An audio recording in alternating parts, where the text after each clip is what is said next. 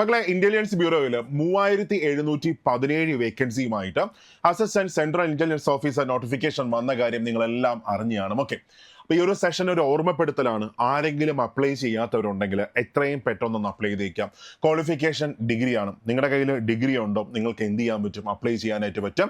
അടിപൊളി പോസ്റ്റാണ്. അതായത് ലെവൽ 7 വരുന്ന നമുക്ക് സ്റ്റാർട്ടിങ് തന്നെ കയ്യിൽ ഏതാണ്ട് ഒരു 80,000 റേഞ്ച് സാലറി നമുക്ക് മേടിക്കാൻ പറ്റുന്ന ഒരു അടിപൊളി നോട്ടിഫിക്കേഷൻ ആണ് ഇപ്പോൾ വന്നേക്കുന്നത്. അപ്പോൾ ഇന്റലിജൻസ് ബ്യൂറോയിലെ ജോലി എന്ന് പറഞ്ഞാൽ എല്ലാവരുടെയും ഒരു സ്വപ്നമാണ്.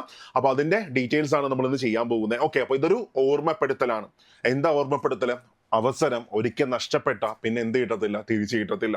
അപ്പോൾ അപ്ലൈ ചെയ്യാത്തവരൊക്കെ ഒന്ന് അപ്ലൈ ചെയ്തേക്കാം. നമുക്ക് ഡീറ്റെയിൽസിലേക്ക് നമുക്ക് പോവാം. ഇപ്പൊ ഇവിടെ നോക്കുക, എവിടെയാണ് നോട്ടിഫിക്കേഷൻ വന്നേക്കുന്നത്? നമ്മുടെ ഇന്റലിജൻസ് ബ്യൂറോയിലാണ് നോട്ടിഫിക്കേഷൻ വന്നേക്കുന്നത്. മിനിസ്ട്രി ഓഫ് ഹോം അഫയേഴ്സിന് കീഴിൽ വരുന്ന ഇന്റലിജൻസ് ബ്യൂറോ. അവിടെ പോസ്റ്റിന്റെ പേര് ഇതാണ്, assistant central intelligence officer, ACIO എന്ന് നമുക്ക് പറയാം. ACIO പോസ്റ്റ് ആണ്. ഓക്കെ, അടിപൊളി പോസ്റ്റ് ആണ്.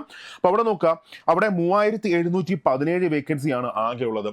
ആപ്ലിക്കേഷൻ സ്റ്റാർട്ട് ചെയ്തത് 19 ജൂലൈയിൽ ആപ്ലിക്കേഷൻ സ്റ്റാർട്ട് ചെയ്തായിരുന്നു.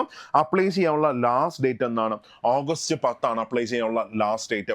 ഇവിടെ ഏജ് ലിമിറ്റ് നോക്കുകയാണെങ്കിൽ 18 വയസ്സ് മുതൽ 27 വയസ്സ് വരെയുള്ളവർക്ക് എന്ത് ചെയ്യാൻ പറ്റും, അപ്ലൈ ചെയ്യാനായിട്ട് പറ്റും. അതായത് നിങ്ങൾ ജനറൽ കാറ്റഗറി ആണെങ്കിൽ 18 വയസ്സ് മുതൽ 27 വരെ അപ്ലൈ ചെയ്യാൻ പറ്റും.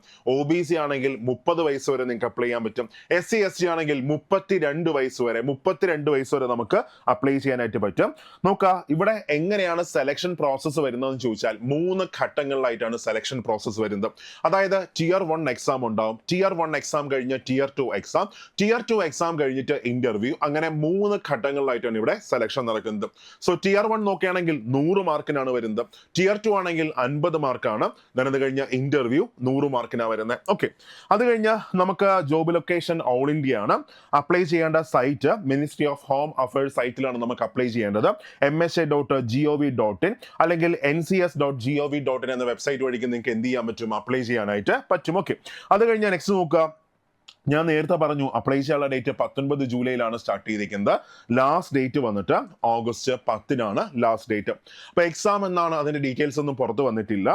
നെക്സ്റ്റ് നോക്കി, അവിടെ വേക്കൻസി നമ്മൾ നോക്കുകയാണെങ്കിൽ നിങ്ങൾ ജനറൽ കാറ്റഗറി ആണെങ്കിൽ നിങ്ങൾക്ക് 1537 വേക്കൻസി ഉണ്ട്. EWS ആണെങ്കിൽ 442 വേക്കൻസി ആണ്. അതർ ബാക്ക്വേർഡ് ക്ലാസ് അല്ലെങ്കിൽ OBC ആണെങ്കിൽ 946 വേക്കൻസി ഉണ്ട്. ഷെഡ്യൂൾഡ് കാസ്റ്റ് ആണെങ്കിൽ 566 വേക്കൻസി. ഷെഡ്യൂൾഡ് ട്രൈബ് ആണെങ്കിൽ 226 വേക്കൻസി. Total 3717 vacancy. കഴിഞ്ഞ 2 നോട്ടിഫിക്കേഷൻ നമ്മൾ കമ്പയർ ചെയ്യുകയാണെങ്കിൽ, 3 നോട്ടിഫിക്കേഷൻ കമ്പയർ ചെയ്യുകയാണെങ്കിൽ ഏറ്റവും ഉയർന്ന വേക്കൻസി വന്നേക്കുന്നത് ഇപ്പോഴാണ്. ഏറ്റവും ഉയർന്ന വേക്കൻസി വന്നേക്കുന്നത്. അപ്പോൾ ഈ ഒരു അവസരം ആരും എന്ത് ചെയ്യരുത്, മിസ്സാക്കരുത്. ഓക്കെ, നെക്സ്റ്റ് ഇവിടെ ഏജ് ലിമിറ്റ് ഞാൻ നേരത്തെ പറഞ്ഞായിരുന്നു. ഏജ് കാൽക്കുലേറ്റ് ചെയ്യുന്നത് 10/8/2025 നിന്ന് കുറച്ചിട്ടാണ് കാൽക്കുലേറ്റ് ചെയ്യുന്നത്. ഓക്കെ, അതായത് ജനറൽ കാറ്റഗറി ആണെങ്കിൽ എത്രയാ, 27 വയസ്സാണ് ഏജ് ലിമിറ്റ് വരുന്നത്. OBC ആണെങ്കിൽ 30 വയസ്സ്. SC ST ആണെങ്കിൽ 32 വയസ്സ്.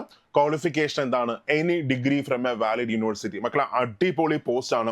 ഇവിടെ ക്വാളിഫിക്കേഷൻ നോക്കുകയാണെങ്കിൽ എന്ത് മാത്രമേ ഉള്ളൂ, ക്വാളിഫിക്കേഷൻ ഡിഗ്രി മാത്രമേ ഉള്ളൂ. അപ്പോൾ പഠിക്കുന്ന ആൾക്കാരൊക്കെ എന്ത് ചെയ്യുക, ഈ എക്സാമിന് വേണ്ടി കട്ടയ്ക്ക് ഒന്ന് പ്രിപ്പയർ ചെയ്തോ. പൊളി പോസ്റ്റ് ആണ്, അടിപൊളി പോസ്റ്റ് ആണ്. ഓക്കെ, അടുത്ത നെക്സ്റ്റിലേക്ക് പോകുമ്പോൾ ഇവിടെ ആപ്ലിക്കേഷൻ ഫീ വരുന്നത്, ആപ്ലിക്കേഷൻ ഫീ ആണെങ്കിൽ 550 രൂപയാണ് ആപ്ലിക്കേഷൻ ഫീ വരുന്നത്. 550 രൂപ. അത് കഴിഞ്ഞ് ജനറൽ കാറ്റഗറി ആണെങ്കിലോ EWS ആണെങ്കിലോ OBCയിലെ മെയിൽ ആണെങ്കിലോ അവർക്ക് 550 പ്ലസ് ഒരു 100 രൂപ ആപ്ലിക്കേഷൻ ഫീ ആയിട്ട് വരുന്നുണ്ട്. ടോട്ടൽ 650 രൂപയാണ് ആപ്ലിക്കേഷൻ ഫീ ആയിട്ട് വരുന്നത്. അത് കഴിഞ്ഞ് Tier 1 വന്നിട്ട് 100 മാർക്കിന്റെ MCQ ക്വസ്റ്റ്യൻസ് ആണ് Tier 1 വരുന്നത്.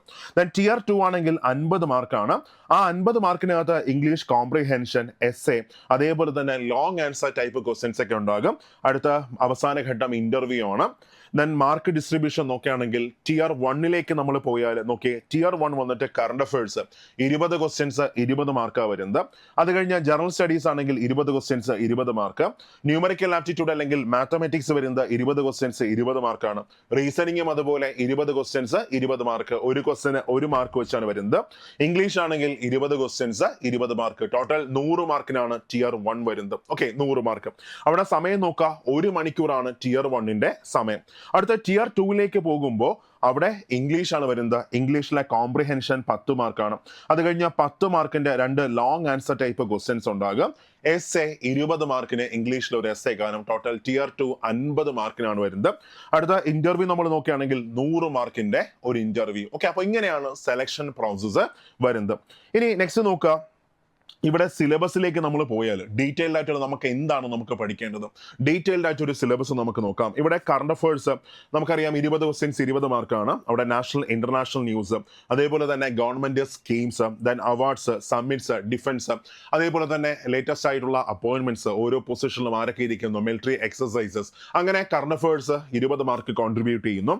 ജനറൽ സ്റ്റഡീസ് ആണെങ്കിൽ അതിനകത്ത് ഹിസ്റ്ററി ഉണ്ട്, പൊളിറ്റി ഉണ്ട്, ജോഗ്രഫി, എക്കണോമിക്സ്, സയൻസ്, പിന്നെ സ്ട്രാറ്റജിക്ക്. നമ്മൾ റെയിൽവേ എക്സാമിനും ദെൻ SSCക്കൊക്കെ പഠിക്കുന്ന സെയിം സാധനം, ഒരു മാറ്റവും ഇല്ല. അവർക്കൊക്കെ ആണെങ്കിൽ ഏറ്റവും മികച്ചൊരു ചാൻസ് ആണ് ഇപ്പോൾ വന്നിരിക്കുന്നത്. നെക്സ്റ്റ് മാത്സ് നോക്കുകയാണെങ്കിൽ അവിടെ simplification, ratio and proportion, percentage, profit and loss, time and work etcetera, ഇതാണ് മാത്സിലെ സിലബസ് വരുന്നത്. റീസണിങ്ങിലേക്ക് പോകുമ്പോൾ അവിടെ series, coding, decoding, blood relation, puzzles, then അതേപോലെ സിലോജിസം, ഡിറക്ഷൻ സെൻസ്, അതെല്ലാം വരുന്നുണ്ട്.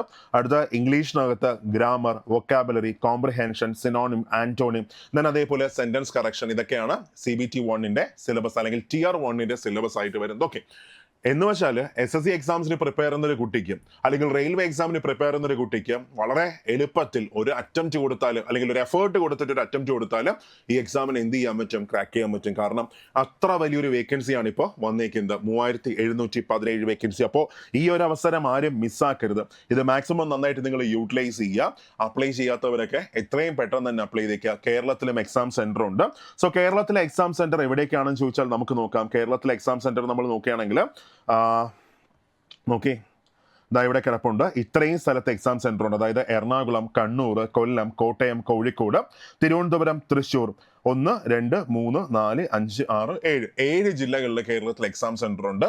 അപ്പോൾ ഒന്ന് അപ്ലൈ ചെയ്തേക്കടാ. എന്നിട്ട് അതിനു വേണ്ടി ഒരു എഫേർട്ട് കൊടുത്തോ.